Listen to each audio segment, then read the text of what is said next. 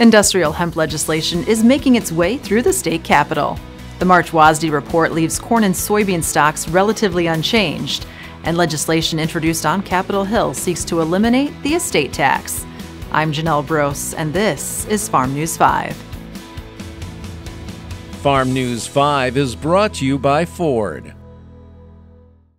Agriculture Secretary Tom Vilsack has given final approval for the federal rules regulating the hemp industry. Those rules will take effect as originally planned on March 22nd.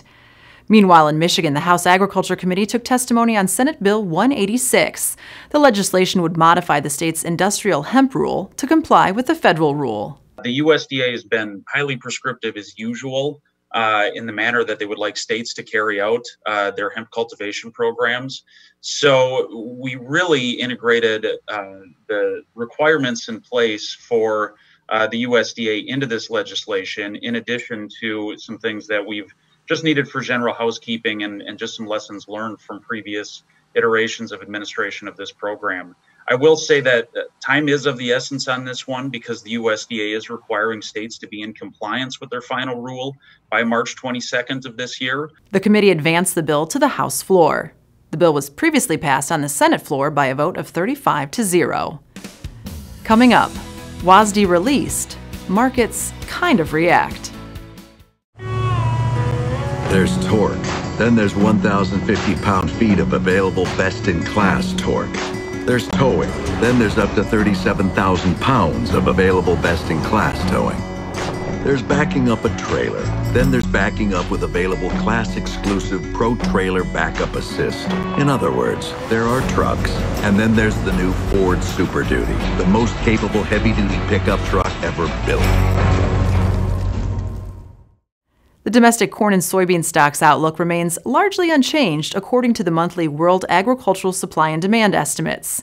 Michigan Ag Commodities Marketing Specialist Ken Lake says the report's impact on the markets was limited. So the real key in the whole report is U.S. soybean carryout, soybeans, China, and what they're doing with purchases, particularly in soybeans, are going to be key going forward and probably the key to where the other markets go in the next 3 months or so. The analysts were expecting USDA to cut the soybean carryout to about 117. They didn't do that, and most analysts think we still have to cut that a little bit. But at the end of the day, there was no change in the U.S. numbers. We're only slightly changed in the South American numbers, so we're keying in on U.S. and South America. The Argentine soybean number came down a little bit, and the Brazilian number came up a little bit. And the key there is Brazilian soybeans. Currently, USDA has them at 134 million metric tons, and that's really right about where the average trade guess is. And then when you take the world as a whole, the corn supply went up a little bit, bean supply went up a little bit, wheat come down a little bit due to Chinese wheat feeding, but all in all, it was a pretty benign report. Market reaction initially was a little negative. I think we had corn and beans down about 10 cents that day. And by the end of the day, we were back into positive territory. The other story the markets are watching is a new strain of African swine fever found in Chinese pig farms. So there's been a new outbreak, and some say that it's because there was a vaccine developed based on a DNA product that they produced that actually caused a variant of ASF. So there's an outbreak there. We don't know how bad it is yet. You don't get any good information out of China, but African swine fever coming out of China in the next few weeks is a story to watch. One would expect that with the research they've already been able to do in ASF, that this outbreak could probably be stemmed quicker than the last one. And what they've done since the last outbreak is move significant amount of their hog production off rural farms into a more government-regulated farm, and I would expect them to be able to get this under control maybe a little faster than they did before. Up next, legislation introduced on Capitol Hill seeks to eliminate the estate tax. At Farm Bureau Insurance, the experience you get with our local trusted advisors is different. From financial security to a helping hand, Farm Bureau understands the experience matters. Find an agent who can protect what matters to you.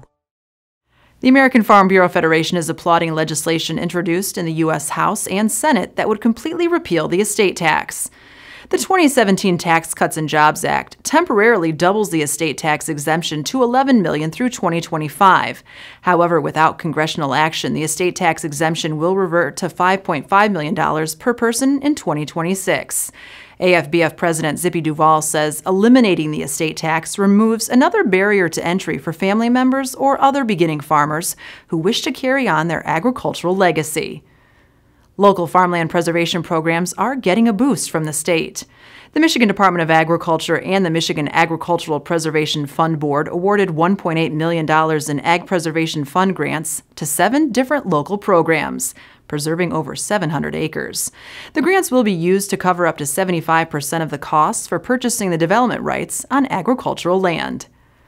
Congress passed a $1.9 trillion COVID-19 relief package earlier this week. The act appropriates $3.6 billion, approximately 35% of total agricultural expenditures, for the USDA to purchase and distribute agricultural commodities and fund COVID-19 mitigation efforts for agricultural and supply chain workers. For more news and videos, visit MichiganFarmNews.com or the Michigan Farm Bureau channel on YouTube. With Farm News 5, I'm Janelle Brose. Have a great week of farming.